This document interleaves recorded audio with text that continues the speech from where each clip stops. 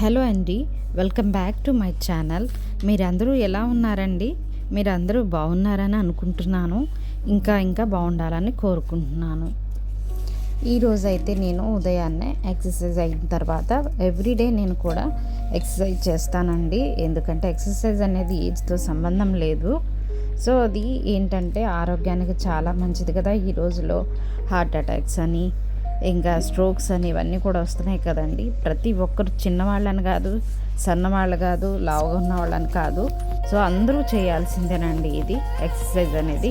ఉదయాన్నే ఎక్సర్సైజ్ అయిన తర్వాత నేను ఓట్స్ తీసుకుంటామండి, అప్పుడప్పుడు రాగి జావ తీసుకుంటాము, మిల్లెట్ అట్టు, మిల్లెట్ ఇడ్లీ ఇలా కూడా చేస్తాను. ఈ మధ్యన హెల్త్కి సంబంధించినవి కొన్ని పాటిస్తున్నానండి. లైఫ్ స్టైల్ అనేది మార్చుకోవాలనుకుంటున్నాము. ఇది వరకులాగా ఇడ్లీలు, మామూలు ఇడ్లీలు, అట్లు ఇలా తినడం వల్ల సో మరి బయట ఫుడ్ అయితే మంత్లీ వన్స్ అయితే తింటాం, కానీ ఎవ్రీడే నా లైఫ్ స్టైల్ ఏదైనా మార్చుకోవాలనుకుంటున్నాను. సో మా పాపకి, నేను, మా బాబు, మా వారు, మేము నలుగురు అయితే ఉదయాన్నే ఇలాగా ఓట్స్ తీసుకుంటున్నాం. ఈ మధ్య ఇదివరకు కూడా చేసేవాళ్ళమండి, కానీ మన మధ్యలో బ్రేక్ అయిపోయింది. ఇలా కాదు, ఇది కంటిన్యూ చేయాలని సమ్మర్ నుంచి అనుకుంటున్నాము. అలాగే సో ఈరోజు అయితే పిల్లలు ఇంట్లో ఉన్నారు కదండి, సండే మేము చేయలేదు, ఈరోజు మండే అనమాట. వాళ్ళకి బిర్యానీ చేస్తున్నా, ఓట్స్ అయితే తీసుకున్నాం ఉదయాన్నే. సో ప్రతి ఒక్కరు కూడా 1 అవర్ లేదా 45 మినిట్స్ ఎవ్రీడే మనము వాకింగ్ అనేది చేస్తే ప్రతి ఒక్కరికి చాలా మంచిది. మరి ముఖ్యంగా ఇది లేడీస్కి చాలా మంచిదండి. సో మేము పిల్లల్ని ఆడుకొనిచ్చే వాళ్ళం కాదు, బయటకు పంపించే వాళ్ళం కాదండి మా పాపని. సో మా పాపకి కొంచెం సో ఇక నుంచి మంచి ఫుడ్ పెట్టాలని అనుకుంటున్నాం. అసలు లైఫ్ స్టైలే మార్చుకోవాలని అనుకుంటున్నాము. సో బ్రౌన్ రైస్ అని, మిల్లెట్స్ అని ఇలా వాడాలి ఇక నుంచి అని అనుకుంటున్నాము, మొదలు పెట్టాలని. నిదానంగా వాళ్ళకి ఓట్స్ అని అలవాటు చేస్తున్నాము. మొన్న మధ్య స్టార్ట్ చేసి కూడా ఆపేసాము. ఇక పెళ్ళిళ్ళని అవి వచ్చినాయి, మళ్ళీ కంటిన్యూ అయిపోయింది. వైట్ రైస్కి అలవాటు అయిపోతే ఒక్కసారి కూడా మనం వదలలేము.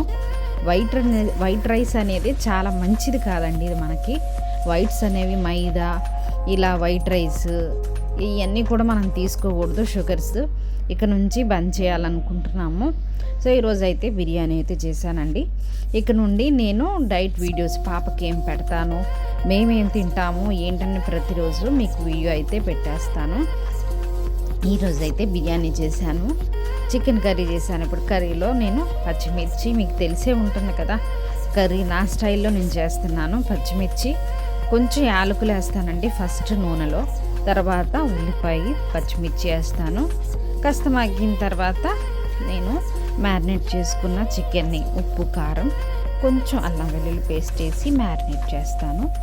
సో మ్యారినేట్ చేసిన చికెన్ని దీనిలో వేసి కాసేపు అలా మగ్గనిచ్చిన తర్వాత దాంట్లో కొంచెం నీరు బయటకు వస్తుంది కదండి, ఆ నీరు బయటకు వచ్చిన తర్వాత మళ్ళీ కొంచెం ఉప్పు, కారం చూసుకొని కాస్త మసాలాని, కొబ్బరిలో కొంచెం గసగసాలు వేస్తాను. లేదు గసగసాలు లేనప్పుడు కొంచెం మనం క్యాషూ నట్స్ ఉంటాయి కదండి, అవి వేసుకుంటాము. కొంచెం మేము గట్టిగా చేసుకోమండి, గ్రేవీగా అంటే మా పిల్లలకి చాలా ఇష్టం.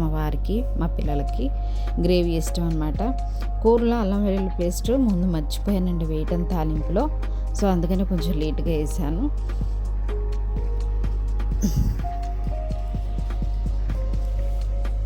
నాకు ఇల్లు ప్లాట్ఫామ్ బాగా క్లీన్గా ఉంచుకోవడం చాలా ఇష్టం అండి. ఎందుకంటే మన ఇంట్లో వంటిల్లే మనకి మొత్తం కూడా అది స్వర్గం లాంటిదండి చెప్పాలంటే. ఒక రకంగా వంటిల్లు నీట్గా ఉంచుకొని ఎప్పటికప్పుడు ఆ స్టవ్ కడుక్కోవడం, సో ప్లాట్ఫామ్ అదంతా కూడా, గోడలు కూడా చాలా నీట్గా ఉంచుకుంటానండి. అది నా అలవాటు అన్నమాట. ఎప్పుడు కూడా వంట చేస్తూనే ఉంటాను.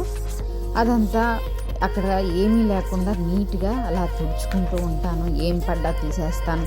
ఉల్లిపాయలు కట్ చేసుకున్న, పచ్చిమిర్చి అని అవన్నీ ప్లేట్స్ ఉంటాయి, అప్పుడు వెంటనే ఇటు వంట చేస్తూ ఉంటాను, ఇటు కడుగుతూ ఉంటాను.